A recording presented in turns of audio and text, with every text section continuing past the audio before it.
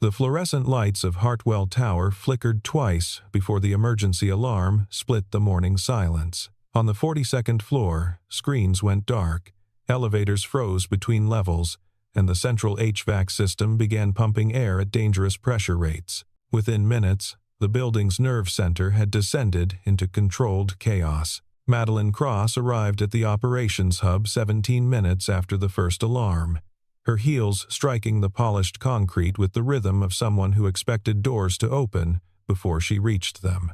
At 32, she had already climbed higher than most executives twice her age, and she wore her authority like a second skin. Her eyes swept across the room, cataloging faces, assessing competence, dismissing anything that fell outside her immediate chain of command.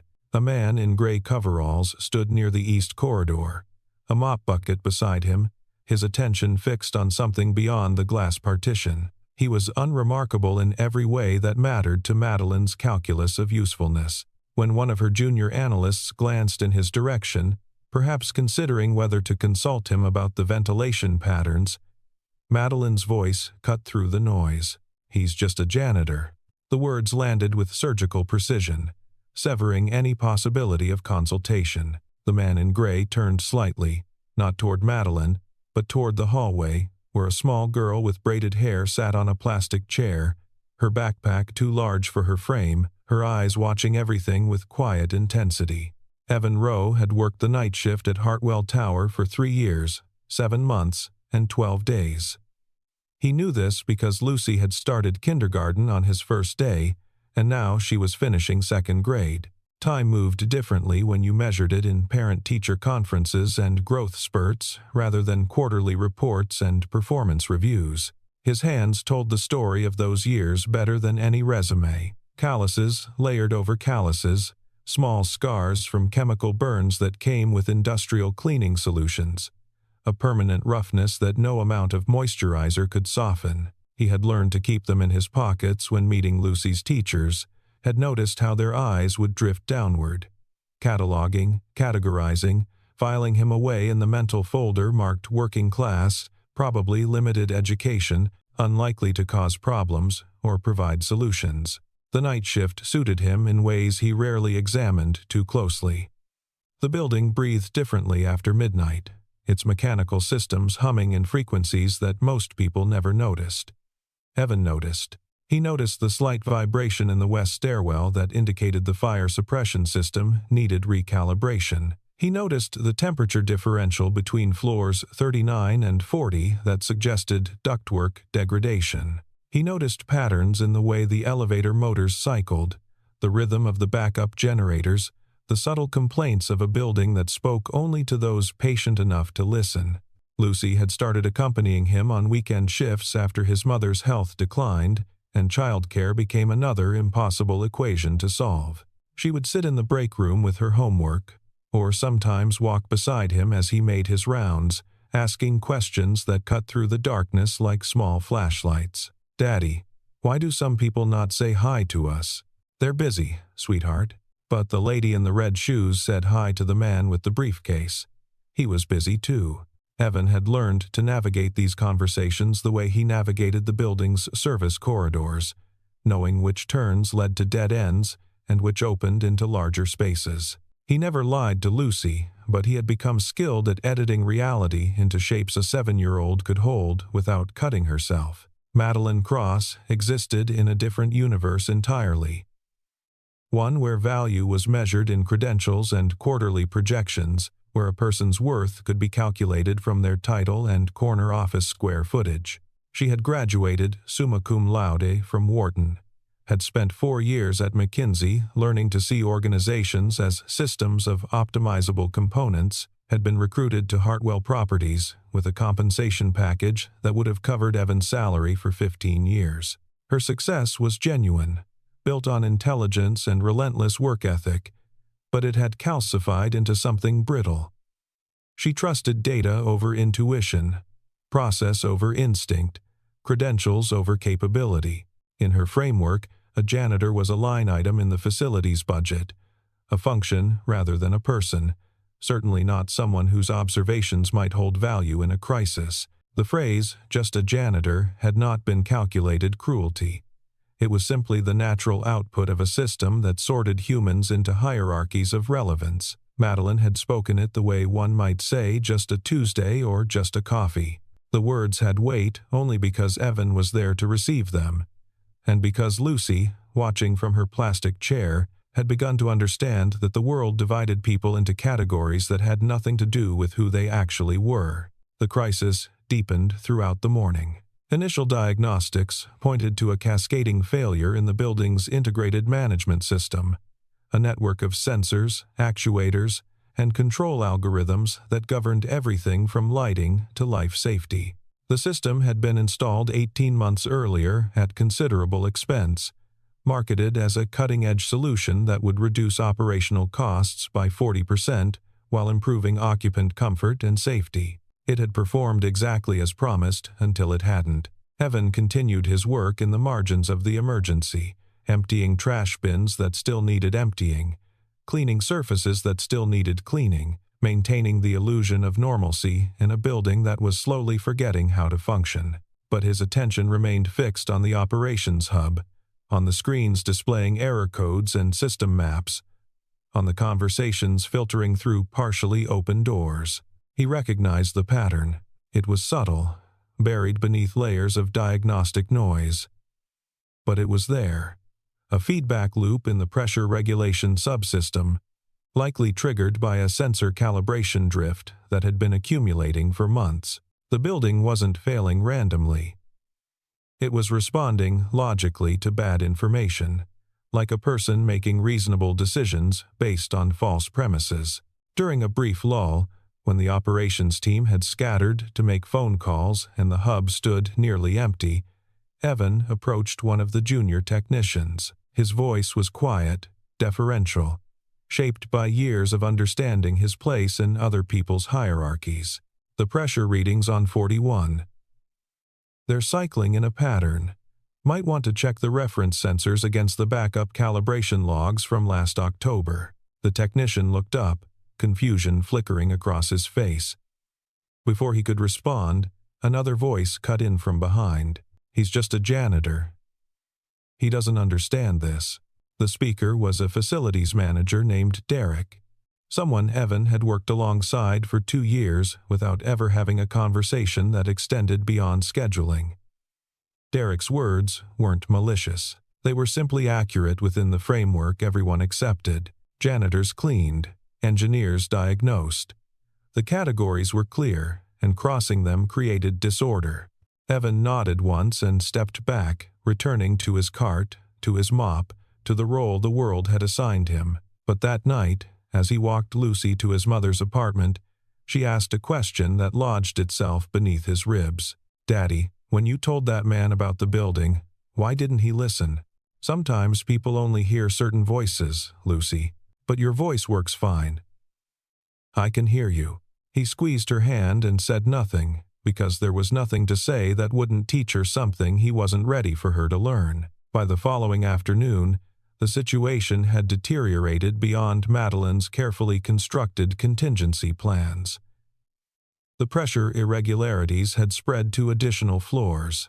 2 elevators had locked in safety mode, trapping occupants for nearly an hour before manual overrides could be implemented. The HVAC system had begun cycling between extremes, creating temperature swings that made several floors uninhabitable. And the fire suppression system had started showing intermittent false readings that threatened to trigger evacuation protocols across the entire building. Madeline had brought in 3 external consultants, each with impressive credentials and hourly rates that would have made Evan's head spin. They had run diagnostics, analyzed data streams, and produced reports filled with technical language and confident recommendations. None of their solutions had worked. Each fix seemed to trigger new failures, as if the building itself was rejecting their interventions. The pressure on Madeline was immense and growing. Hartwell Tower housed 12 major corporate tenants, including a law firm with partners who billed more per hour than most people earned in a week. Every minute of disruption translated to liability, exposure, tenant complaints, and questions from the ownership group about whether their young, fast-rising executive was actually equipped to handle a crisis of this magnitude. She responded the only way she knew how, by tightening her grip. More meetings, more directives, more insistence that the solution would come from following proper channels, consulting appropriate experts, trusting the process that had served her throughout her career. If the outside consultants couldn't solve it, she would bring in more consultants. If the current protocols weren't working, she would develop new protocols.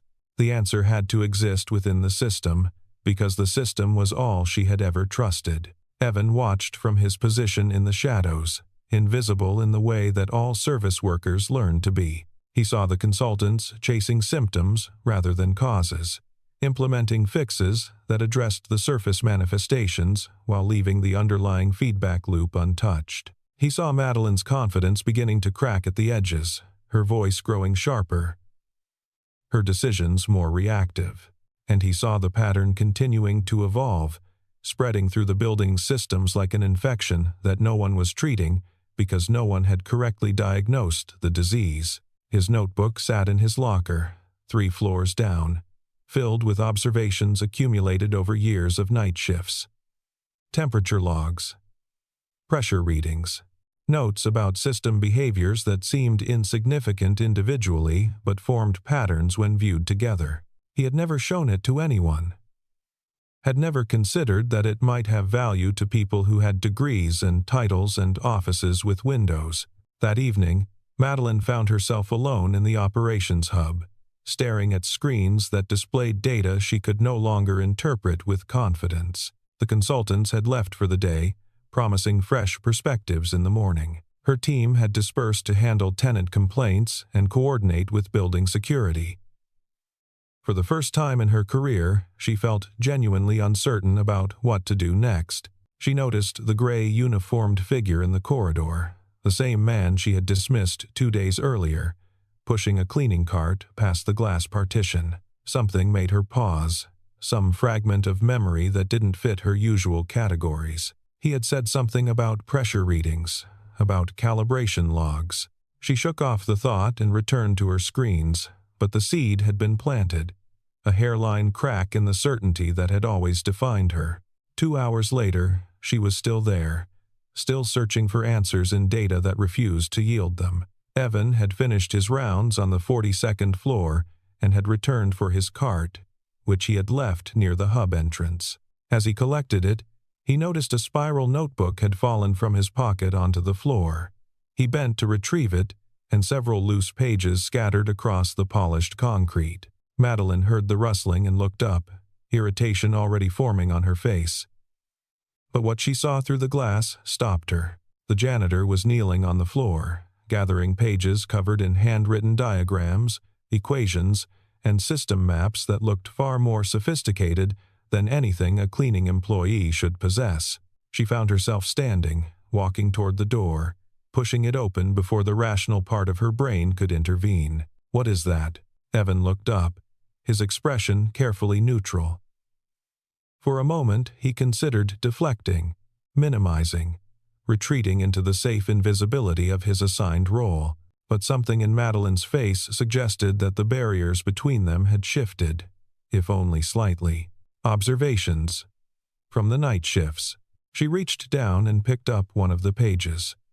Her eyes moved across it, recognizing elements of the building's mechanical systems, seeing annotations that demonstrated genuine understanding. The handwriting was precise, the analysis methodical. These were not the scribblings of a curious amateur. These were the notes of someone who understood complex systems at a fundamental level. "You have an engineering background." It was not a question, but Evan answered anyway. "I did." Before what? He gathered the remaining pages, tucked them back into the notebook, and stood. For a long moment, he was silent, weighing how much of himself to reveal to someone who had dismissed him without a second thought. "Before my wife died.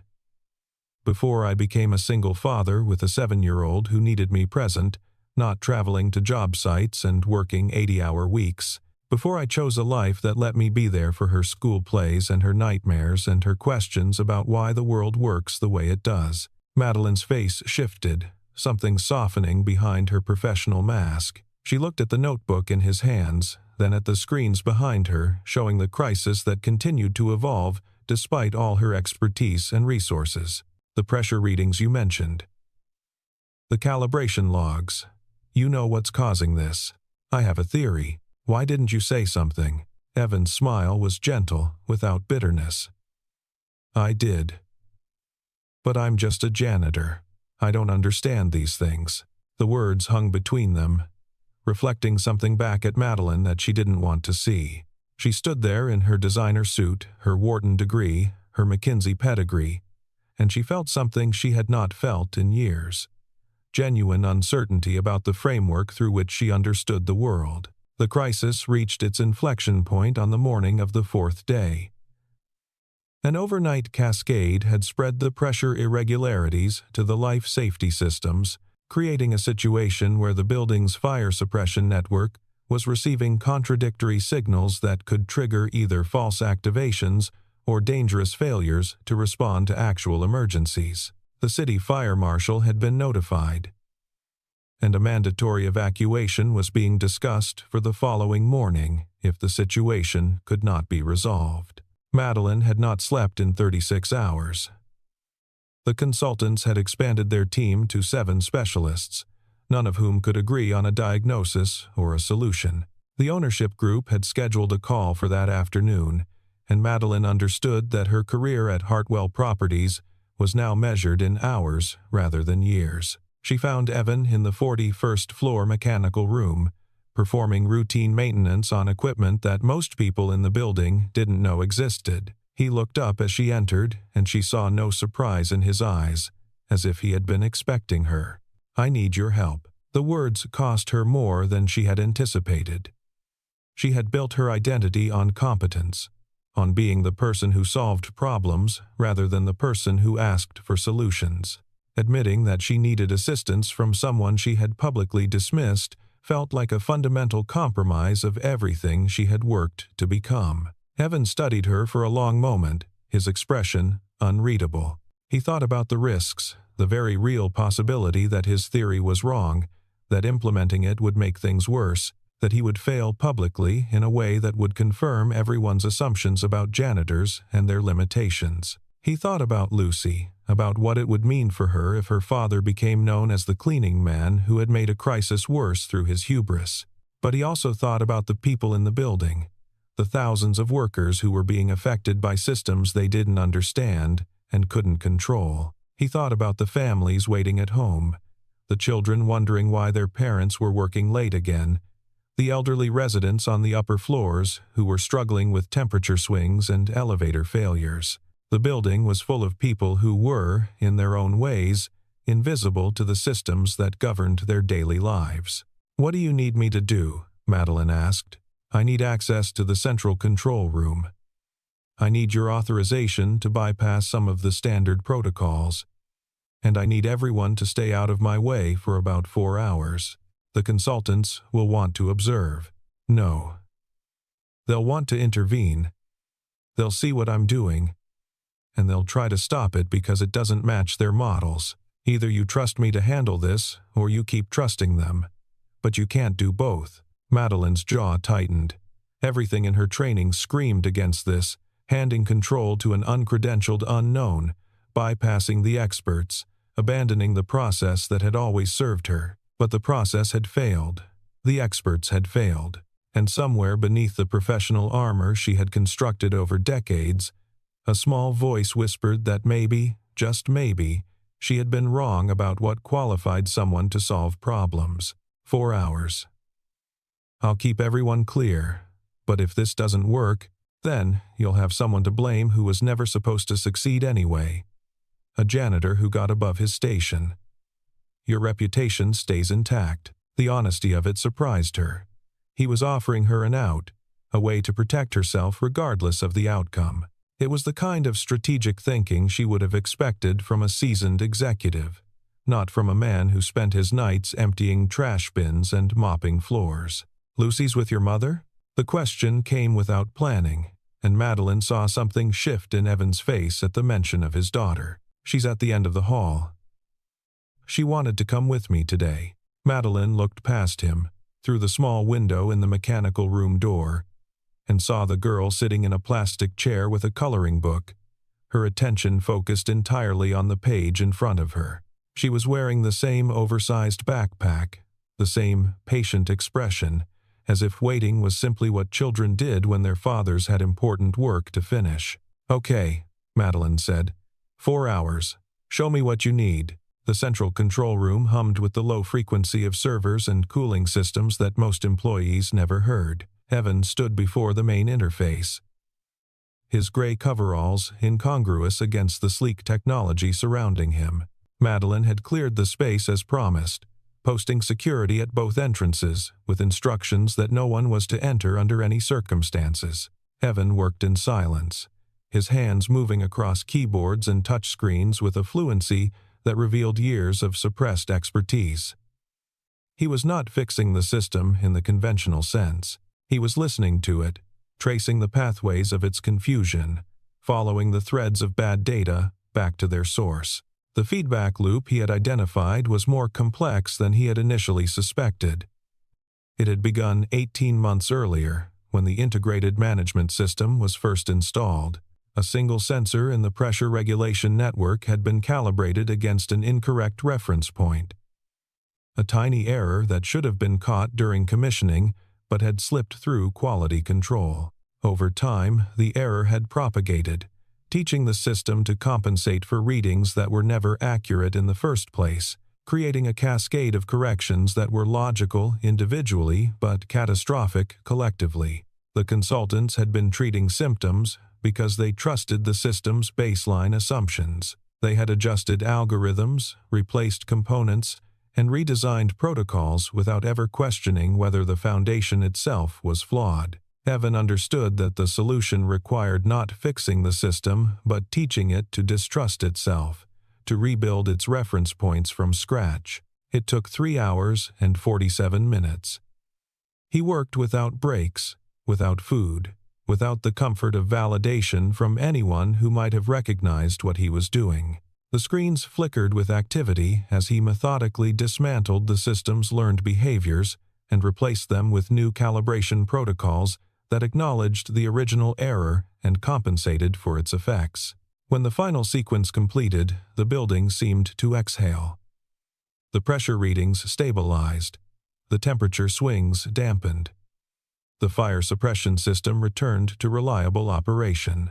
On screens throughout the operations hub, error codes that had persisted for days began clearing, replaced by the steady green indicators of normal function. Madeline watched through the glass partition as Evan stepped back from the console and stood motionless for a long moment, his shoulders slightly bowed, his eyes fixed on something beyond the screens in front of him.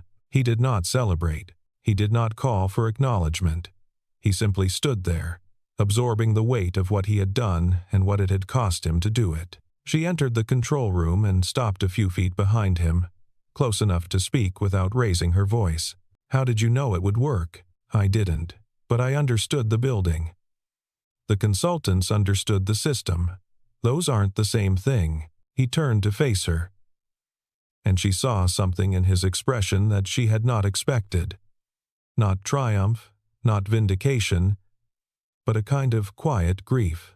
Solving the problem had required him to reveal himself, to step out of the comfortable invisibility that had protected him for years. He was no longer just a janitor, which meant he could no longer be invisible, which meant the world would have new expectations he might not be able to meet. The operations hub filled slowly with people who had been waiting for news, for resolution, for someone to tell them that the crisis was over. They looked at the screens, at the green indicators, at the stable readings that had seemed impossible hours earlier. And then they looked at Evan, standing in his gray coveralls in the center of the room, and they began to understand that something fundamental had shifted. No one said just a janitor. The phrase had lost its meaning, or perhaps it had finally revealed its meaning as the hollow dismissal it had always been. Madeline remained in the building long after the immediate celebration had faded. She sat alone in her office, door closed, lights dimmed, replaying the past 4 days in her mind with the uncomfortable precision of someone who was accustomed to learning from mistakes. She had been wrong about Evan, but the error ran deeper than a single misjudgment. She had been wrong about the entire framework through which she evaluated human capability. Her system of categories, credentials, titles, and degrees and organizational charts had been designed to simplify decision-making, to help her quickly identify who was worth listening to and who could be safely ignored. It had served her well in environments where those categories correlated reliably with competence, but Hartwell Tower had revealed the flaw in that system. A person's job title told you something about their economic circumstances, but nothing about their intelligence, their knowledge, or their potential contribution to solving problems. Evan had possessed the answer to a crisis that had baffled 7 credentialed consultants. And he had possessed it from the beginning. The only barrier to accessing that answer had been Madeline's own certainty about who was qualified to provide it. She thought about all the other Evan Roes she had likely encountered over the years. People with hidden depths and unexpected capabilities who had been sorted into categories that prevented anyone from seeing them clearly. She thought about the cumulative cost of those missed opportunities, not just to the individuals themselves, but to the organizations and systems that had failed to benefit from their contributions. The shame was uncomfortable, but it was productive. Madeline had not built her career by avoiding uncomfortable truths. She had built it by confronting them, by accepting feedback that others might reject, by treating failures as information rather than verdicts. This failure was no different, except that it was more personal, more revealing of blind spots she had not known she possessed. Evan did not seek recognition in the days that followed. He returned to his night shifts, to his cleaning cart, to the rhythms of maintenance and care that had defined his life since leaving engineering. But the building treated him differently now. People nodded when they passed him in corridors. The operations team consulted him informally about system behaviors that concerned them. His expertise had been revealed, and there was no way to unreveal it. Lucy noticed the change before Evan did. "Daddy," that man said, "Good morning, Mr. Rowe to you." He did. Why did he call you Mr. Rowe? Evan considered his answer carefully, the way he always did with Lucy. Because he learned something about me that he didn't know before, and it changed how he sees me. What did he learn? That I know things, that I can help when there's trouble, that I'm more than the job I do. Lucy was quiet for a moment, processing this in her 7-year-old way. I already knew those things. I know you did, sweetheart. So why didn't he? The question had no easy answer, so Evan gave her the true one. Because sometimes people can only see what they expect to see. It takes something unusual to help them see differently. Madeline found him on a Wednesday evening, 2 weeks after the crisis had been resolved. She had composed and discarded a dozen versions of what she wanted to say, each one feeling either too formal or too casual, too apologetic or not apologetic enough. In the end, she decided to simply speak honestly and accept whatever response he offered. The mechanical room on 41 had become something of an unofficial meeting space, a quiet corner of the building where Evan could be found when he was not actively cleaning. She knocked on the door frame, even though it was open, and waited until he looked up from his notebook. "Do you have a moment?" He nodded and set the notebook aside, giving her his full attention. "I wanted to apologize. Not for asking for your help. For everything that came before. The way I dismissed you. The way I spoke about you as if you weren't a person worth considering. I was wrong, and I'm sorry." Evan studied her face, looking for something beneath the words. Whatever he found there seemed to satisfy him. "You were operating from a certain framework. Most people do. It's not personal. That's generous of you. More generous than I deserve, maybe. But I've learned that holding on to resentment doesn't make anything better. It just takes up space that could be used for something else." Madeline nodded slowly, accepting the grace he offered without trying to deflect or minimize it. "If you ever wanted to come back to engineering, I could make some calls. You clearly have the capability. I appreciate that. but I chose this life for a reason. Lucy needs a father who's present, not a resume that looks impressive. Maybe someday that will change. Maybe she'll grow up and need me less, and I'll want to do something different. But for now, this is where I belong. Even though people don't see you for who you really are. Evan's smile was gentle, the same smile he gave Lucy when she asked questions that had no easy answers. The people who matter see me. Lucy sees me. My mother sees me. And now you see me. That's probably enough. The sound of small footsteps interrupted them, and Lucy appeared in the doorway, her backpack hanging off one shoulder, her expression curious. "Hi, Daddy." "Hi, lady." "Lucy, this is Miss Cross. She works in the big office upstairs." Lucy looked at Madeline with the unguarded assessment that only children can manage. "You're the one who said Daddy was just a janitor." Madeline felt the heat rise in her face, shame compounded by the clarity of a child's memory. "I did say that. And I was wrong. Your daddy is much more than that." Lucy nodded seriously. "I know. He knows everything about this building. He tells me stories about the machines at night. He solved a really big problem for us, a problem that a lot of other people couldn't solve. That's because he listens," Lucy said, as if this explained everything. "He says people forget to listen." Madeline looked at Evan, something shifting in her understanding. "He's right.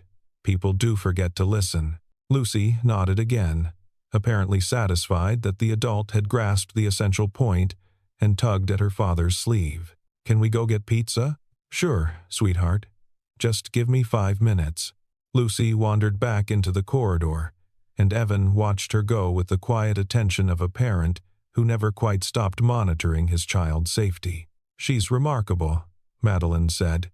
"She's the best thing I've ever done.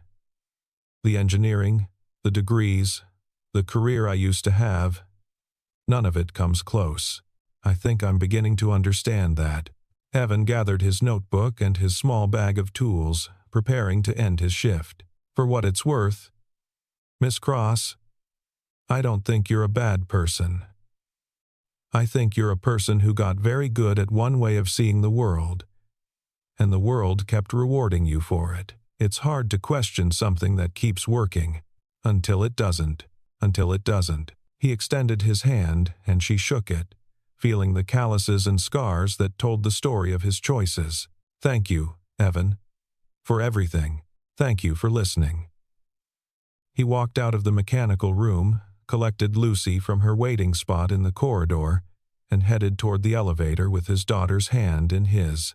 Madeline watched them go, the man in gray coveralls and the girl with the oversized backpack, until the elevator doors closed and they disappeared from view. The months that followed brought changes to Hartwell Tower that would have been unthinkable before the crisis. Madeline restructured her approach to problem-solving, creating channels for input from employees at every level of the organization. She started holding monthly sessions where anyone could raise concerns or offer suggestions, regardless of their position or credentials. The janitors and security guards and maintenance workers, who had always been invisible, began to emerge as sources of insight that the credentialed experts had overlooked. Evan continued his night shifts, continued raising Lucy, continued maintaining the quiet rhythms of a life chosen rather than settled for. But something had shifted in him as well. He had spent years hiding his capabilities, protecting himself from expectations he wasn't sure he could meet, from a world that might demand more than he was willing to give. The crisis had forced him out of that hiding, and he had discovered that visibility was not the burden he had feared. He started teaching informal sessions for the building's maintenance staff, sharing the system's knowledge he had accumulated over years of patient observation. He began documenting his insights in ways that others could use, creating a resource that would outlast his own tenure. He found satisfaction in helping others see what he had always seen, in passing along the gift of attention that had been his greatest asset. Lucy grew, as children do, in increments that were invisible day to day but startling in aggregate. She learned to ask questions not just about the building but about the people inside it, developing her father's gift for seeing beneath surfaces. She stopped accepting that some people were just anything, and she challenged her classmates and teachers when they made assumptions based on jobs or appearances. The phrase, "just a janitor," disappeared from Hartwell Tower's vocabulary, not through any official mandate but through the natural erosion of an idea that no longer fit the shared understanding of the community. People still had titles, still occupied different positions in the organizational hierarchy, but the titles no longer carried the weight of complete definition. A janitor could be an engineer, an executive could be wrong, a child could understand things that adults had forgotten. On the anniversary of the crisis, Madeline found Evan in his usual spot in the 41st floor mechanical room. She had brought coffee, 2 cups from the expensive cafe on the ground floor, a small gesture that acknowledged the distance they had traveled from their first encounter. "1 year," she said, handing him a cup. "1 year. The building's running better than it ever has. The consultants we hired for the upgrade can't figure out why our efficiency numbers are so much higher than their projections." Evan smiled. "Buildings are like people. They perform better when someone pays attention to them. I've been thinking about that, about attention, about all the things we miss because we're looking in the wrong direction. And I think the biggest mistake I made wasn't dismissing you. It was being so certain about what I already knew that I couldn't recognize what I didn't know." The phrase, "just a janitor," wasn't really about you. It was about me, about my need to categorize the world into people who mattered and people who didn't. Evan nodded slowly. "That's a hard thing to see in yourself. It took you solving an impossible problem to make me see it. I wonder how many other lessons I've missed because I wasn't paying attention. Probably a lot. But that's true for everyone. The goal isn't to be perfect. It's to keep learning." Lucy appeared in the doorway, older now, taller. Her backpack still slightly too large for her frame, but carried with more confidence. "Daddy," Grandma called. "She says dinner's at 6, and you shouldn't be late. Tell her we're on our way." Lucy disappeared again, and Evan began gathering his things. Madeline watched him, seeing not a janitor, not an engineer, not a category at all, but simply a person, a father who had made choices and lived with them, who had helped when help was needed and asked for nothing in return. "Evan," she said as he reached the door. He turned back. "You said once that the people who matter see you. I want you to know that I see you now, not as a janitor or an engineer or anything else. Just as you." He held her gaze for a moment, and something passed between them that didn't require words. Then he nodded once, the same small acknowledgement he had given on the day they first met, and walked out to join his daughter. The building hummed around Madeline as she stood alone in the mechanical room, listening to the systems that Evan had taught to trust themselves again. She thought about all the people she had overlooked, all the capabilities she had dismissed, all the assumptions that had shaped her vision without her awareness. And she made herself a promise, quiet and binding, that she would spend the rest of her career trying to see what she had trained herself not to see. Because no one was just anything. Not a janitor, not an executive, not a child asking questions in a plastic chair. Every person contained multitudes, hidden depths, and unexpected gifts, capabilities that revealed themselves only to those patient enough to look. The building knew this now. Its people knew this. And in the end, that knowledge was worth more than any credential, any title, any system of categories that humans had ever devised. It was simply the truth, waiting to be recognized by anyone willing to pay attention.